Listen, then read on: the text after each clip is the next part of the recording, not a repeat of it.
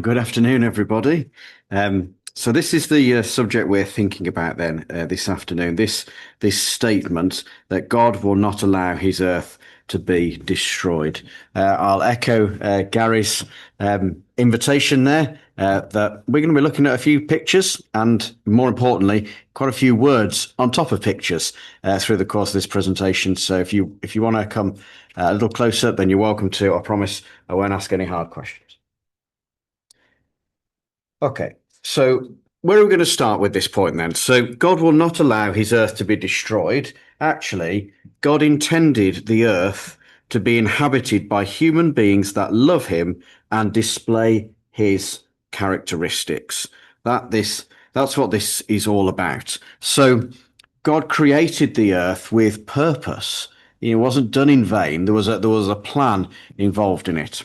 Now, for the purposes of this session this afternoon, we're going to be making some assumptions. The assumptions I'm making for the purpose of this particular class are that, first of all, that there is a God. I'm not going to be going over and presenting the reasons why I believe there is a God. I'm taking that as read for this session, and also that God is a creator and that God created the earth as we see it. So those two assumptions that we're starting with.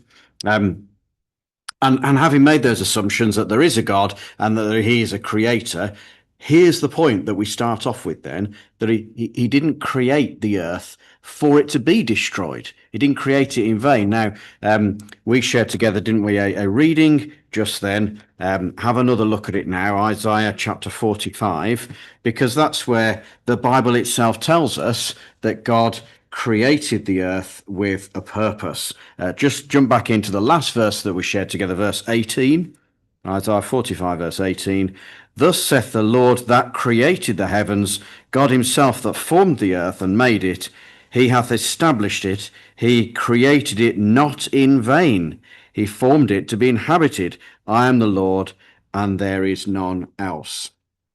So that's the point, really. I always find it's important in these sort of sessions not to keep you hanging on to the very last minute to go, there's the big reveal, there's the point I'm trying to make. Let's start with the big point, which is what the Bible teaches is that God didn't create this earth in vain. He created it with a purpose. And God intended with his earth that it should last forever. Bible teaching tells us that as well. So look at this. Who laid the foundations of the earth so that it should not be moved forever. That's taken, as you can see, from Psalm 104 and verse 5. Or this one, for the earth will be filled with the knowledge of the glory of the Lord as the waters cover the sea. And that they're taken from Habakkuk chapter 2, verse 14. So it just doesn't make any sense then that God would allow his earth to be destroyed, given what we've seen there of what Bible teaching is all about. But what about those verses which appear to be talking about the earth being destroyed? Now let's just resolve that. One such example is in the second letter of Peter and chapter 3, if you'd like to come and have a look at that with me.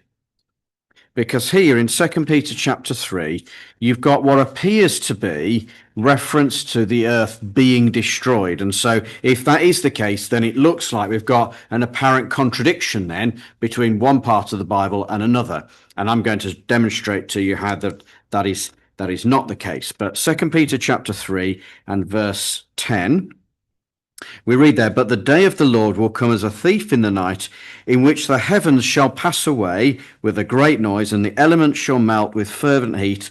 The earth also and the works that are therein shall be burned up.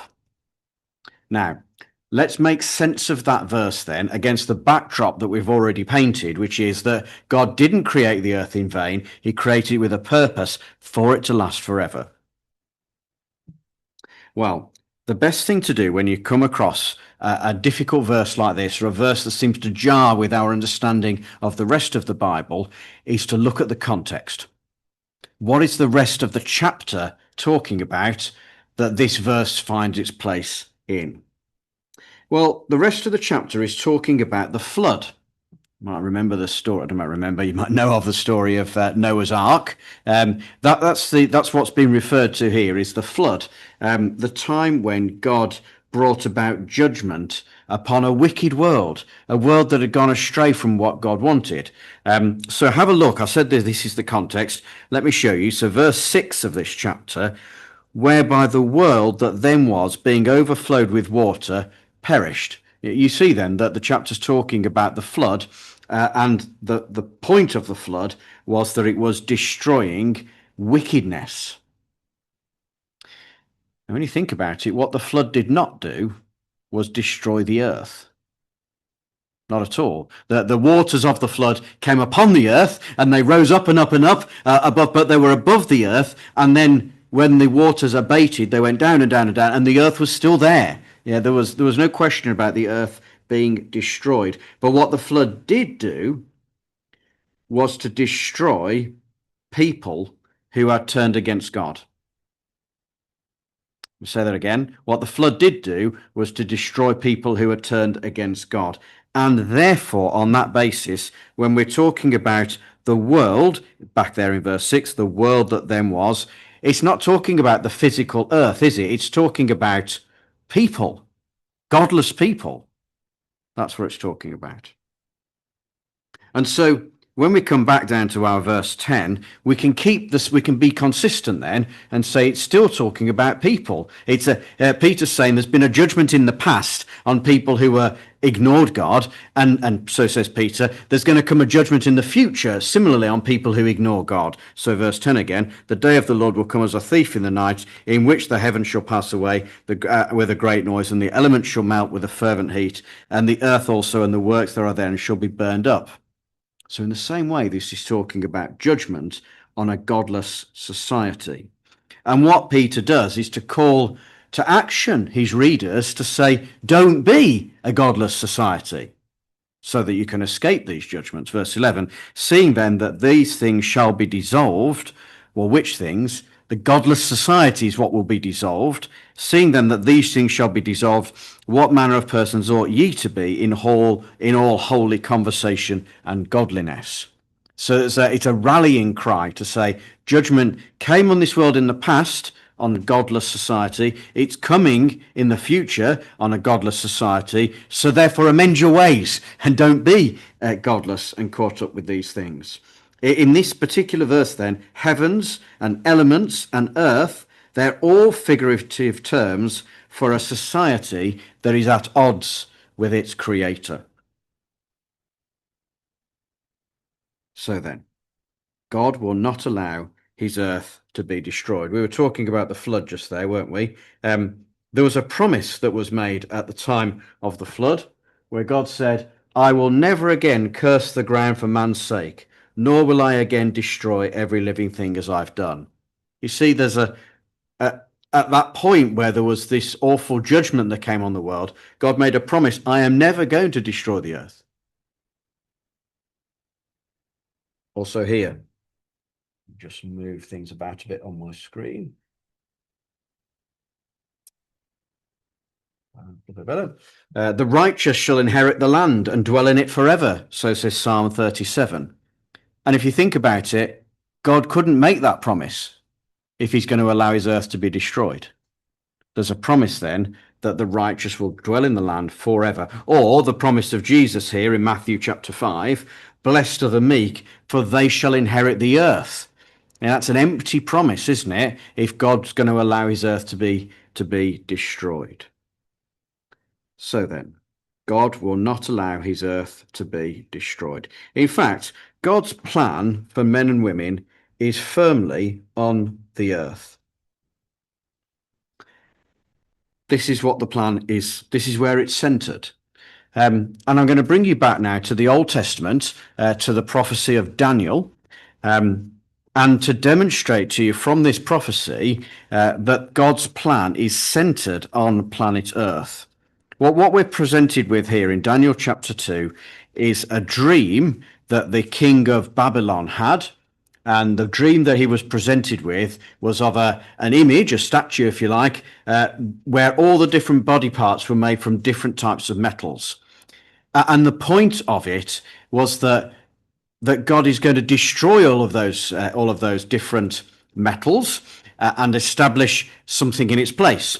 And it took Daniel to come along and to explain to the king of Babylon that what the metals are representing is different world empires, starting with the empire that he was living in, starting with the empire under which he was living. And what would follow through these different metals, what they're representing are subsequent world empires, leading up to a time where God would intervene and establish his kingdom on the earth rather than man's kingdoms in their different incarnations throughout history. So I'm in Daniel chapter 2 and verse 44 here. In the days of these kings shall the God of heaven set up a kingdom which shall never be destroyed, and the kingdom shall not be left to other people, but it shall break in pieces and consume all these kingdoms. And here's the thing, and it shall stand forever. So there's a very strong statement that's made by the prophet here, we believe inspired by God, that's saying that God's got a plan that is on the earth and it's going to last forever. And in actual fact, once again, the context here supports that view that this is happening here on the earth. Now, why do I say that? Well, you remember I said that these metals in this image were all about nations here on earth, starting with the kingdom, the very kingdom in which Daniel was living. Let me show you this, verse 36 of this chapter, where this is the dream. This is Daniel speaking now. This is the dream, and we will tell the interpretation thereof before the king. Thou, O king, art a king of kings, for the God of heaven hath given thee a kingdom, power, and strength. Well, that was obvious, right? Because that was the environment, the society in which Daniel was living and in which Nebuchadnezzar was living, the king of this empire. So he's not talking about some abstract thing. He's talking about that kingdom on the earth, right? So verse 38, wheresoever the children of men dwell, the beasts of the field and the fowls of the heaven hath he given into thine hand, and hath made thee ruler over them all. Thou art this head of gold. And so he was. Yeah, there was no dispute about whether he was king or not. The following kingdoms which follow, they can all be traced through history. So just have a look as the story unfolds, verse 39.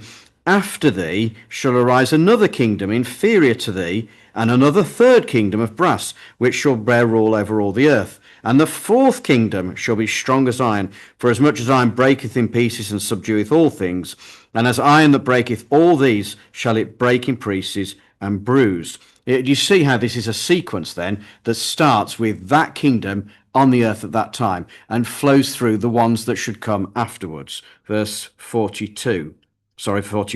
Whereas thou sawest the feet and toes, part of potter's clay, part of iron, but the kingdom shall be divided, but there shall be in it of the strength of the iron, for as much as thou sawest the iron mixed with miry clay.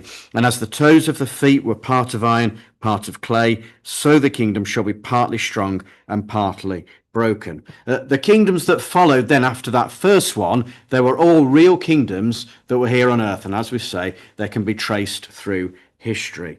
And it's the one that follows them, verse 44 that we just read together, that is God's kingdom that shall last forever. Do you see then that when you look at the context, what's being promised is clearly a kingdom here on the earth.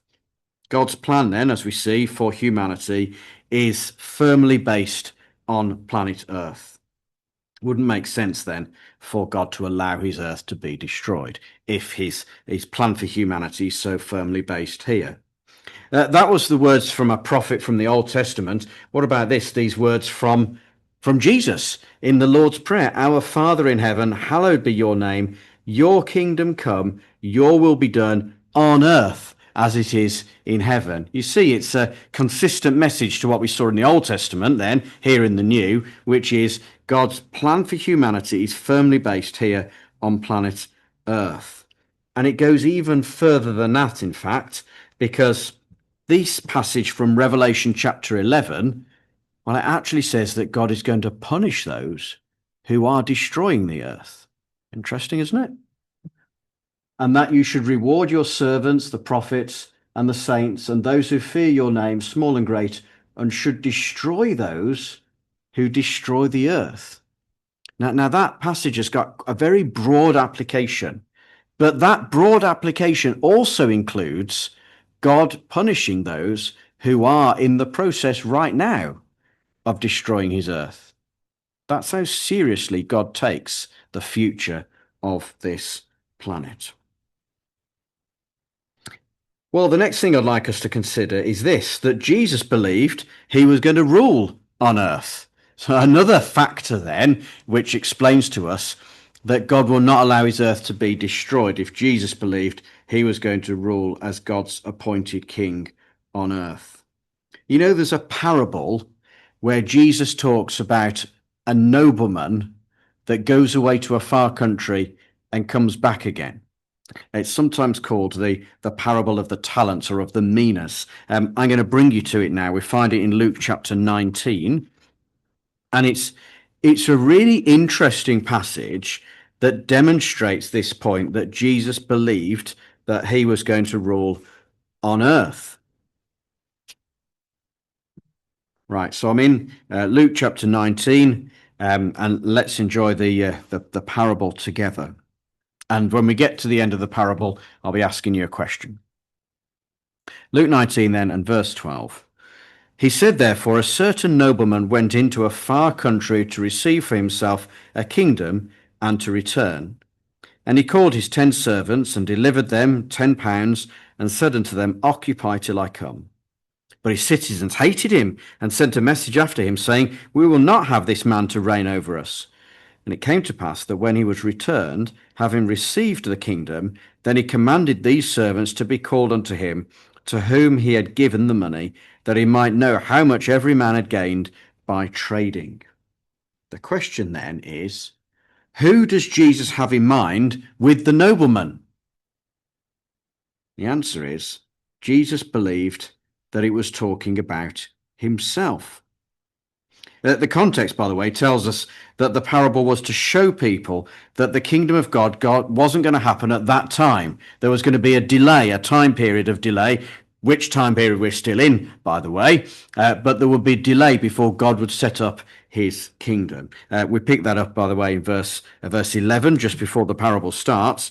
And as they heard these things, he added and spake a parable, because he was nigh to Jerusalem, and because they thought that the kingdom of God should immediately appear. Yes, that's the purpose of the parable. And the person to bring the kingdom was himself. And of course, this ties in with Jesus' repeated reference to himself as being the Son of Man who's going to come. The coming of the Son of Man, something that was going to happen, still is going to happen in the future. So, for example, here, as the lightning comes from the east and flashes to the west, so also will the coming of the Son of Man be. Matthew 24, verse 37. Or again here, therefore you also be ready, for the Son of Man is coming at an hour you do not expect. Matthew 24, 44. Two examples of countless examples that we find in the New Testament of Jesus referring to himself as the Son of Man who's going to come. You see, Jesus believed that he was going to rule as God's appointed king on the earth.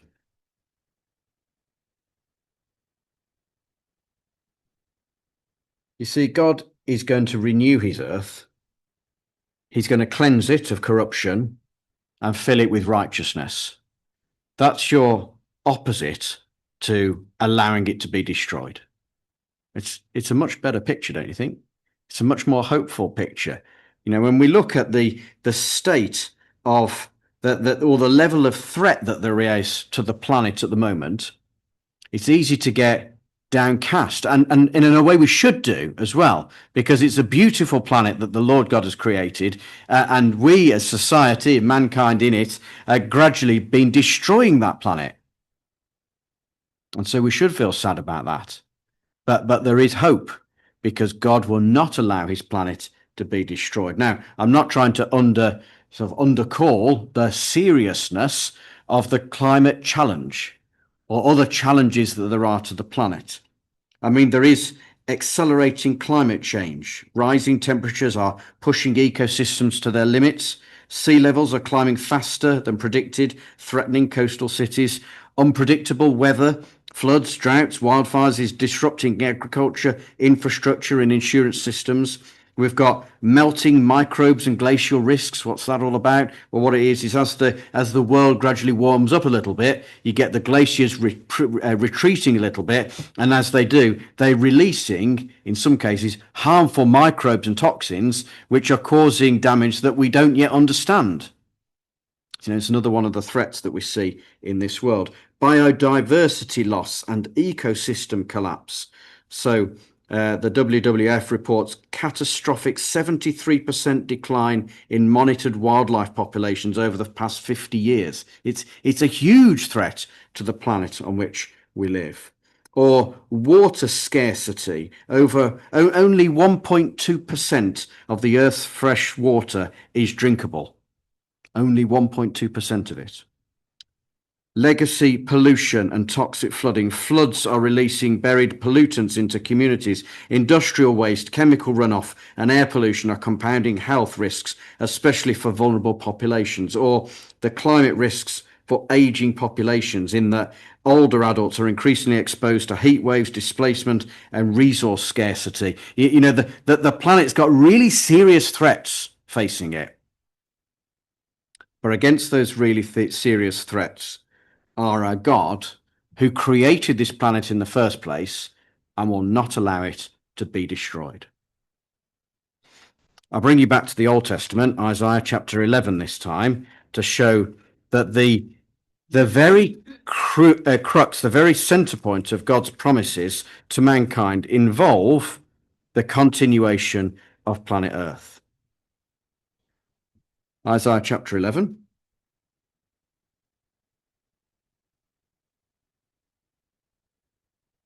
There shall come forth a rod out of the stem of Jesse, and a branch shall grow out of his roots. The Spirit of the Lord shall rest upon him, the Spirit of wisdom and understanding, the Spirit of counsel and might, the Spirit of knowledge and of the fear of the Lord, shall make him of quick understanding in the fear of the Lord.